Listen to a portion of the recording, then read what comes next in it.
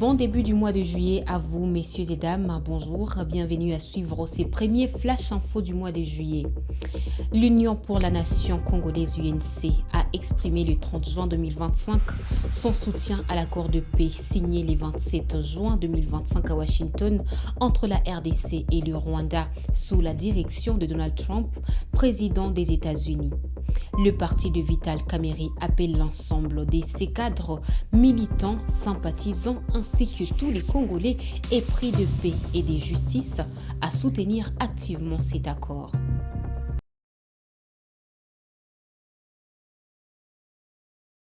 Déclaration politique de la direction politique nationale de l'Union pour la Nation congolaise, UNC en sigle, à la suite de la signature à Washington d'un accord de paix entre la République démocratique du Congo et la République du Rwanda en date du 27 juin 2025.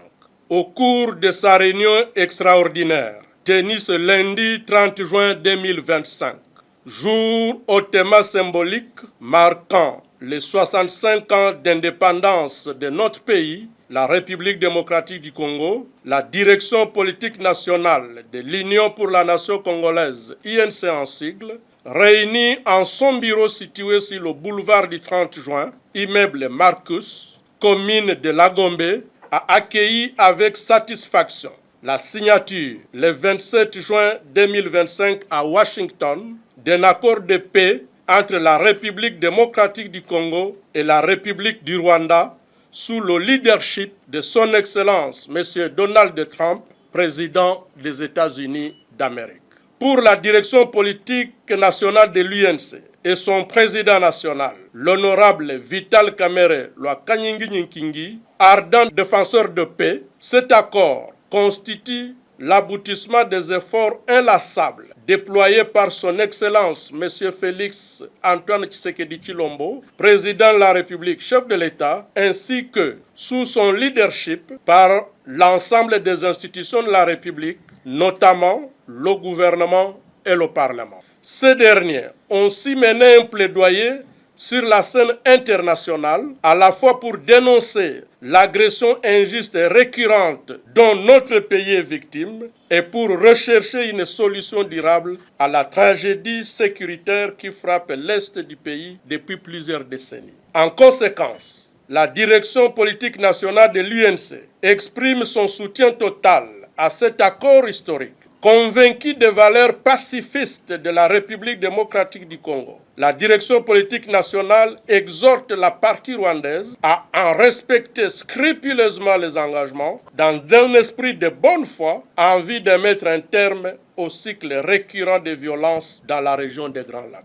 La direction politique nationale de l'UNC appelle l'ensemble de ses cadres, militants et sympathisants, ainsi que tous les Congolais épris de paix et de justice, à soutenir activement cet accord, ainsi que toute initiative que le président de la République et le gouvernement jugeront utile de mettre en œuvre pour assurer son application effective et la consolidation d'une paix durable, tant en République démocratique du Congo que dans l'ensemble de la région.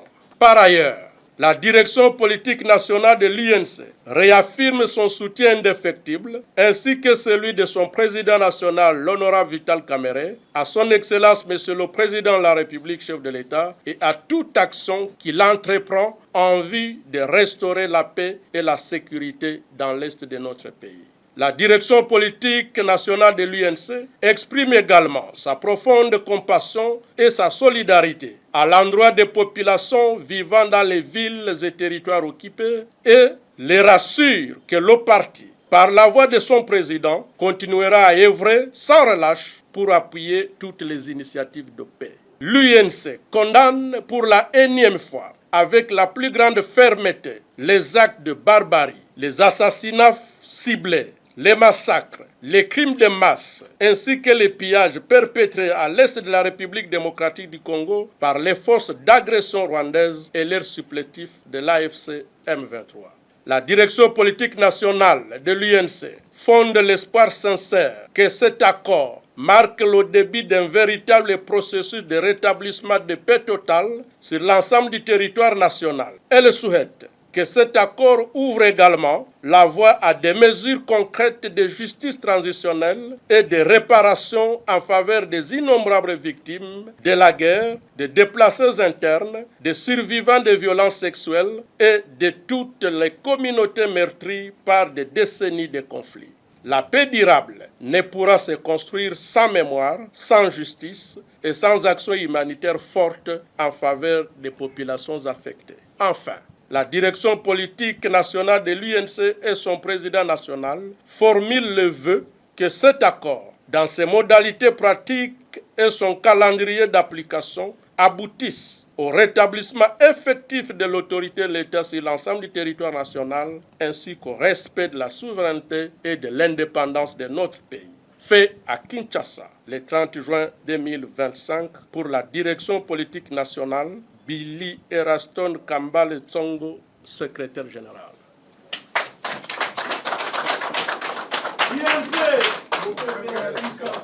Et puis à l'occasion du 65e anniversaire de l'indépendance de la RDC, Deli Sesanga, président national du parti Envol, s'est adressé à la nation.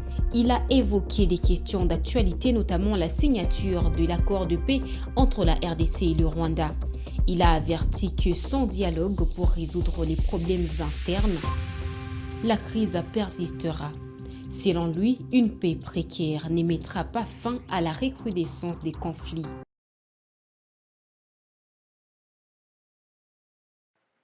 Congolaises et Congolais, mes chers compatriotes, 30 juin du 30 juin, jour sacré témoin de notre serment de liberté, commémore l'indépendance de notre pays. Au-delà de l'indépendance, nous célébrons l'unité de notre nation, forgée par le sort d'une histoire longue de 140 ans d'existence de l'État congolais depuis 1885. Ces 65 ans de l'indépendance coïncident fort exceptionnellement en 2025 avec le centenaire de la naissance de notre héros national, Patrice Emery Lumumba. Ce 30 juin a pourtant un goût amer. En effet, pour tous ceux qui sont attachés à la souveraineté et l'intégrité de notre territoire, la célébration de l'indépendance de notre pays, sans l'unité de nos populations de Bukavu et de Goma, ainsi que de toutes les localités environnantes, interpelle notre responsabilité face à la crise sécuritaire que traverse notre pays. Exprimer notre solidarité aux victimes du conflit, c'est agir avec responsabilité dans la vérité pour trouver des réponses durables et définitives à cette crise, seule voie possible pour préserver l'héritage de notre indépendance reçue des pères fondateurs. J'entends parler d'une nouvelle ère de paix en République démocratique du Congo à l'occasion de la signature de l'accord de paix de Washington du 27 juin 2025. Il ne faut cependant pas se méprendre sur les racines de la crise sécuritaire actuelle, qui menace beaucoup plus profondément les acquis de notre souveraineté comme jamais auparavant.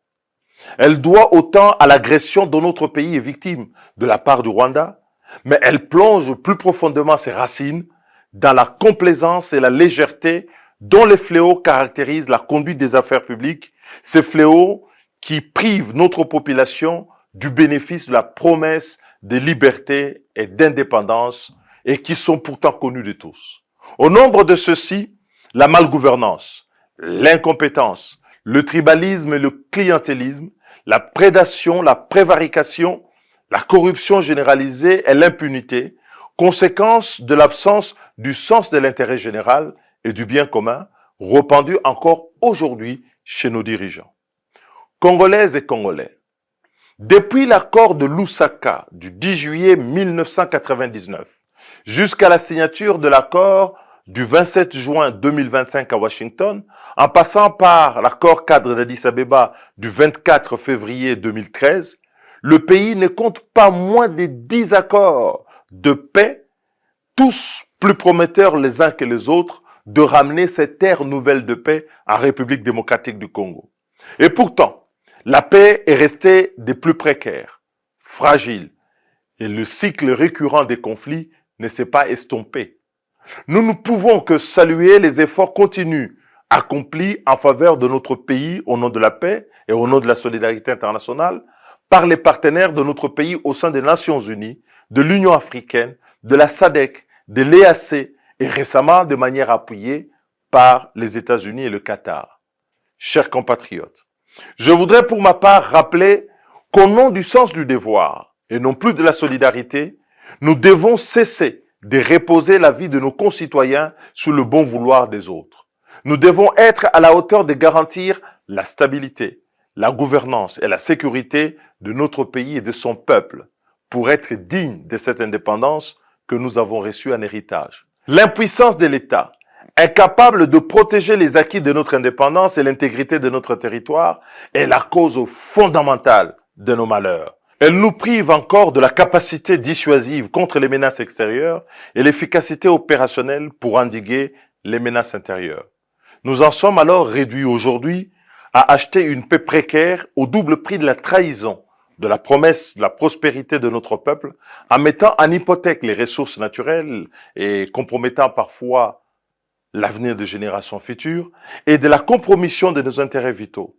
Notre intérêt légitime à la sécurité ne doit pas être compromis par ceux de nos pays voisins, dans le respect, bien entendu, de nos souverainetés respectives, en reconnaissant le droit de chacun d'assurer en premier la sécurité sur son territoire et d'assumer sur ces territoires les responsabilités de la sécurité collective.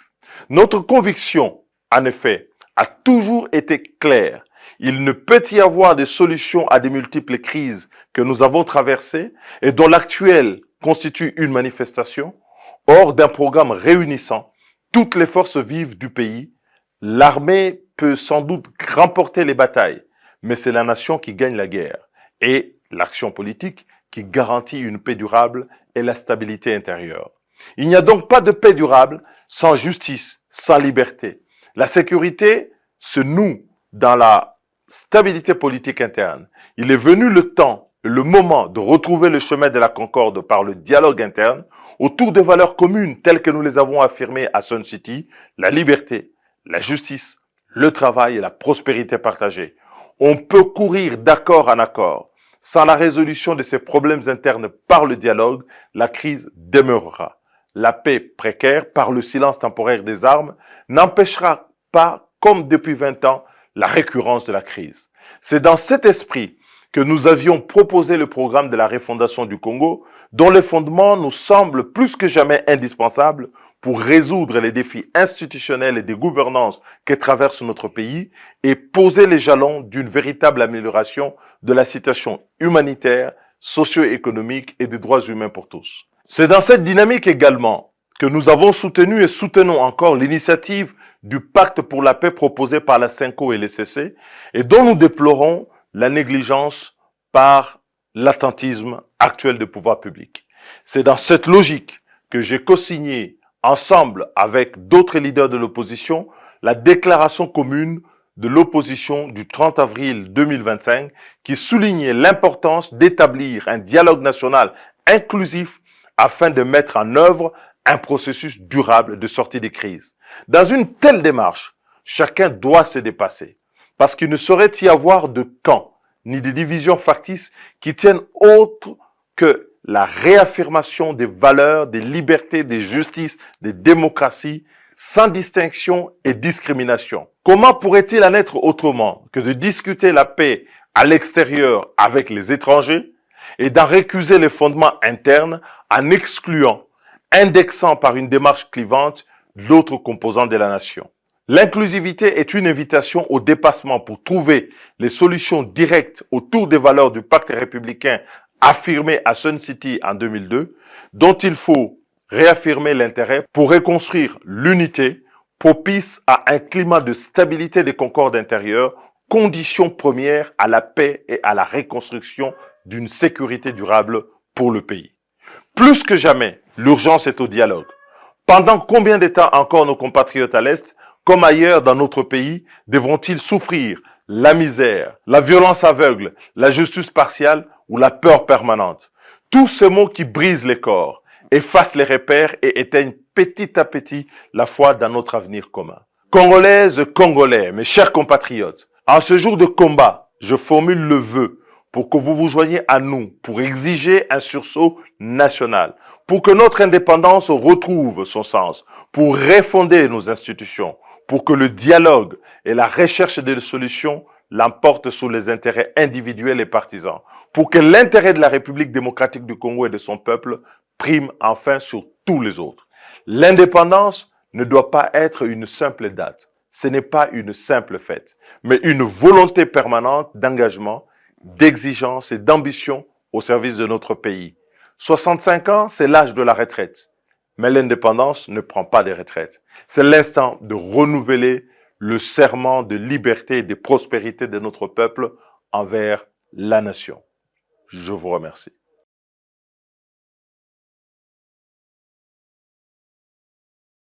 Dans une déclaration politique du 30 juin, Franklin Chiamala, secrétaire général du Parti des Matata Mponyo LGD, a dénoncé l'acharnement et le harcèlement de certains leaders politiques.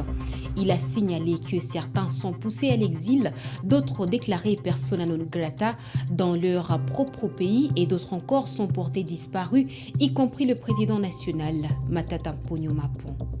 Très chers compatriotes, le 30 juin est gravé dans notre mémoire collective comme le jour où le peuple congolais a accédé à son indépendance. Mais le 30 juin 1960 n'est pas simplement une date. C'est aussi et surtout un symbole, un aboutissement d'une lutte acharnée pour conquérir et arracher notre souveraineté. Cette lutte menée par nos pères de l'indépendance est une leçon, alors une grande leçon. Mieux, un héritage qu'ils nous ont légué, un état d'esprit indiquant que rien, alors plus rien ne peut être obtenu sans sacrifice. Très chers compatriotes, en ce moment solennel et au nom du président du regroupement politique LGD et alliés, l'honorable Matata Mponyo Mapon, je rends un vibrant hommage à nos pères de l'indépendance, avec au premier plan Patrice Emery Lumumba et Joseph Kasavubu. Cet hommage revêt pour nous une signification toute particulière en ce moment où notre pays est engagé dans un processus de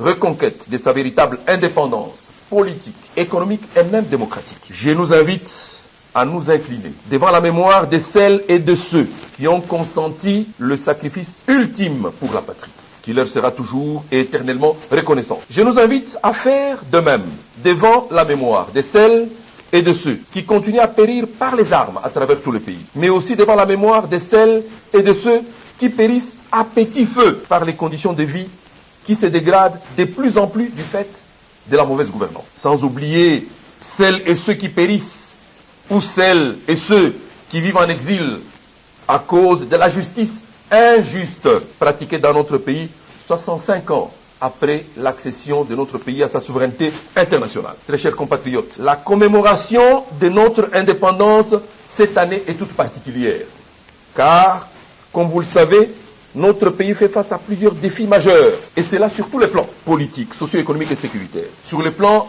politique, la mise en place des institutions issues des élections chaotiques de décembre 2023 a créé la méfiance et la fracture sociale au lieu d'instaurer la confiance entre les gouvernants et le peuple. À cela s'ajoutent d'autres mots qui rongent la gouvernance de notre pays, à savoir le tribalisme, le népotisme, la confiscation. Alors la confiscation des ressources publiques à des fins partisanes et l'instrumentalisation de la justice, de l'armée, de la police nationale et des services de sécurité. Lors de la concertation des forces sociales du Kivu le 30 juin à Kinshasa, des représentants des communautés de l'Est de la RDC ont lancé un cri d'alarme. Ils s'interrogent sur le silence du monde face aux atrocités qui ravagent leur région. Joseph Nkizo, président du Barza intercommunautaire du Grand Kivu, a critiqué le manque de réactions, soulignant que les discours creux ne suffisent pas. Il a affirmé que toutes les communautés de la région sont unies contre la guerre, dénonçant les mensonges sur la division.